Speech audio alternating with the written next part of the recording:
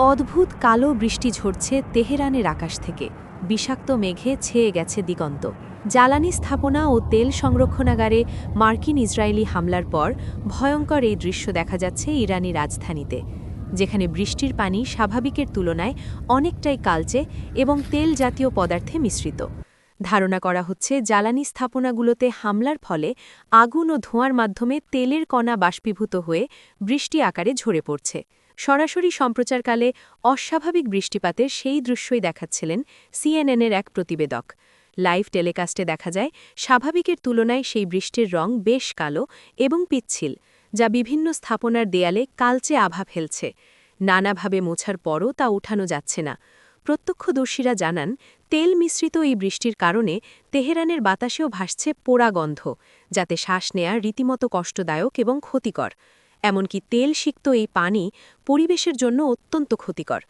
এদিকে এমন মেঘের ফলে তেহরান সহ আশপাশের অঞ্চলগুলোতে অ্যাসিড বৃষ্টির পূর্বাভাস দিয়েছে ইরানের রেড ক্রিসেন্ট।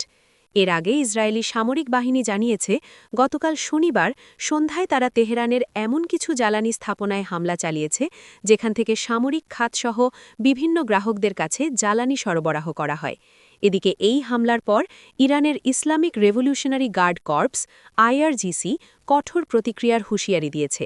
সংস্থাটির এক মুখপাত্র বলেন, যুক্তরাষ্ট্র ও ইসরায়েল যদি ইরানের জ্বালানি অবকাঠামোর ওপর হামলা বন্ধ না করে তাহলে পাল্টা ব্যবস্থা নেওয়া হবে।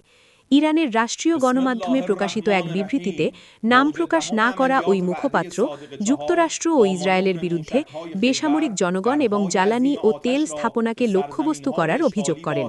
তিনি দাবি করেন, আইআরজিসি এখনও পর্যন্ত একই ধরনের কোনো পদক্ষেপ নেয়নি। ওই মুখপাত্র আরও বলেন, উপসাগরীয় দেশগুলোকে যুক্তরাষ্ট্র ও ইসরায়েলকে এই হামলা বন্ধ করতে বলতে হবে, অন্যথায় পুরো অঞ্চলে একই ধরনের পদক্ষেপ নেওয়া হতে পারে।